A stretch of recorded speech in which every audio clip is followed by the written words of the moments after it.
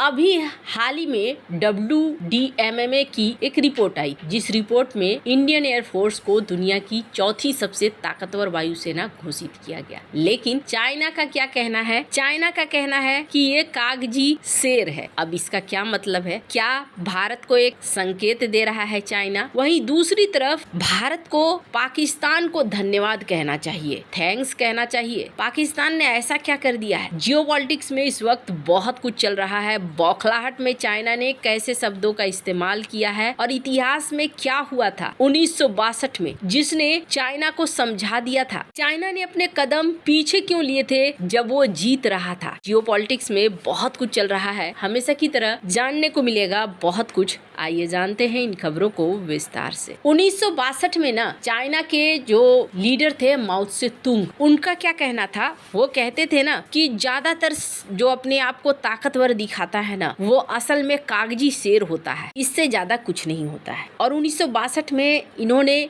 युद्ध करना शुरू कर दिया। युद्ध करने के दौरान ये आगे भी बढ़ते चले गए और उसमें सबसे बड़ी कमजोरी क्या थी? भारत की रणनीति। भारत ने अपने इंडियन एयरफोर्स को मैदान में नहीं उतारा। अगर भारत उतारता तो कहानी अलग होती। नेहरू के नेतृत्व ने हवाई हमलों से परहेज किया क्योंकि उनको डर लग रहा था कि युद्ध वैश्विक हो जाएगा, आगे बढ़ जाएगा। नतीजा क्या हुआ? 1383 भारतीय सैनिक शहीद हुए। अक्साई चीन आज भी विवादित है। लेकिन फिर चाइना पीछे क्यों हटने लगा था जब वो आगे जीतता जा रहा था? क्योंकि चाइना को एक डर लग रहा था। अब तक जो वायुसेना का इस्तेमाल नहीं किया है भारत ने, कहीं वो वायुसेना का इस्तेमाल न करने लगे। बहुत ज्यादा हद पार करने के बाद ऐसा ही होगा और इस वजह से चाइना ने अपने कदम पीछे लिए और अक्साई चीन पर अपना कब्जा बरकरार रखा। अब ये कहानी मैं आपको क्यों सुना रही हूँ? तो ये कहानी मैं आपको इसलिए सुना रही हूँ कि स्क्रीन पर ग्लोबल टाइम्स पर अगर कुछ छपता है ना, तो समझ लीजिए कि ये इनका आधिकारिक बयान है और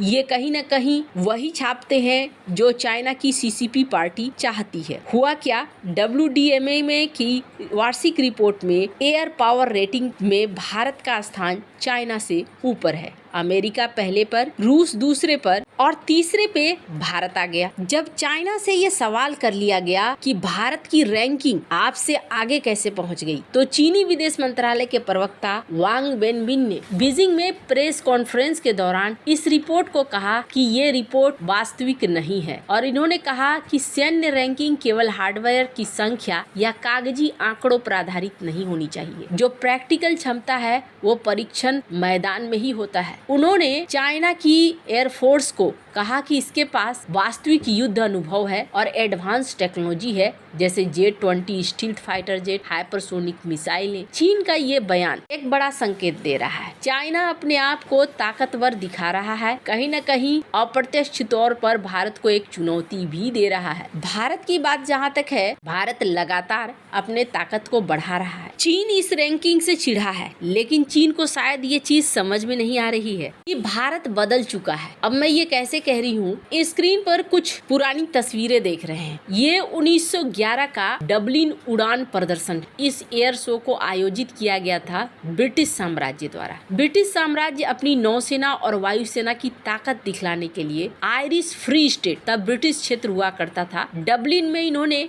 एक भव्य एयर शो का आयोजन किया। इसमें रॉयल फ्लाइंग कॉर्प्स यानी ब्रिटेन की वायुसेना, इसमें RAF के यानी कि ब्रिटेन के एयरफोर्स ने प्रदर्शन किया था, जिसमें captain John Alcock, lieutenant Arthur Brown ऐसे पायलट थे और उन्होंने बड़ी अच्छी उड़ानें भरी, साहसिक उड़ानें। लेकिन इसका उद्देश्य क्या था? भारतीयों को खास करके इसमें बुलाया गया था। भारत के regiment, Gorkha regiment, Sikh units को खास तौर पर आमंत्रित किया गया था, इन्हें अपमानित करने के लिए, इन्हें दिखलाने के लिए कि देखो हमारे जो बढ़िया वाले टॉप वाले सैनिक हैं वो पायलट बनते हैं, हमारे ऊपर वफादार रहो। और ज्यादातर क्या होता था, इन्हें वायुसेना से ताल्लुक नहीं रखने दिया जाता था और थोड़ा बहुत अगर काम मिलता भी था तो वो टेक्निकल काम मिलता था। उड़ान मतलब ऊंची नस्ल की चीज ये माना जाता था और भारतीयों को ये समझाया गया कि देखो हम अपने कौशल में तुमसे कहीं ज्यादा आगे हैं, इसलिए हमारे प्रति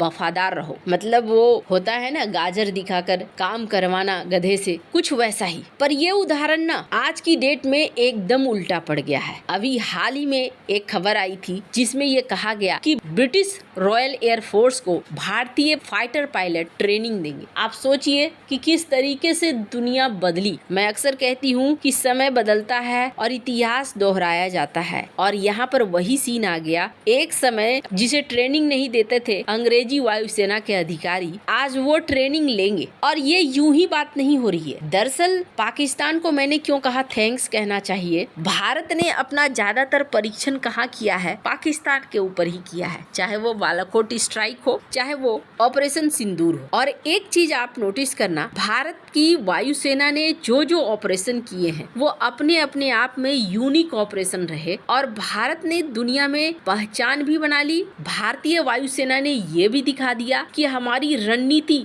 जबरदस्त होती है। अब अगर चाइना की ही बात करें, ग्लोबल टाइम्स ने इतनी सारी बातें तो लिख दी है, लेकिन अभी तक चाइनीज एयरफोर्स ने किसके साथ प्रैक्टिकल युद्ध लड़ा है? किसी के साथ अभी तक इन्होंने प्रैक्टिकल युद्ध वायुसेना ने नहीं लड़ा है। ज्यादातर ये क्या करते हैं, ताइवान के एक तरफ से दूसरी तरफ चक्कर लगा लेते हैं, ताइवान को घेर लेते हैं, कभी फिलीपींस को टक्कर मार देते हैं, कभी फिलीपींस की वायु सीमा को क्रॉस कर जाते हैं। अगर रियल फाइट की बात करें, रियल युद्ध की बात करें, तो अभी तक प्रैक्टिकल तौर पर इन्होंने कोई युद्ध उस तरीके का नहीं लड़ा है जिसमें वायुसेना का अच्छा खासा प्रयोग दिखा हो। ये एक चिढ़ है जो चिढ़ दिखाई दे रही है। इन्होंने इस चीज को सोचा नहीं था, भांपा नहीं था कि कभी ऐसा भी दिन देखने को मिल रहा है। और अब की बात करें तो अब तो भारतीय वायुसेना अपने आप को बहुत ज्यादा मजबूत कर रही है। स्क्रीन पर एक आर्टिकल देखिए, IAF ने ऑर्डर किया है 700 अस्त्र MK2 मिसाइल्स को, जो 200 किलोमीटर रेंज वाली होंगी। इस बार चाइना की टेक्नोलॉजी भी भारत की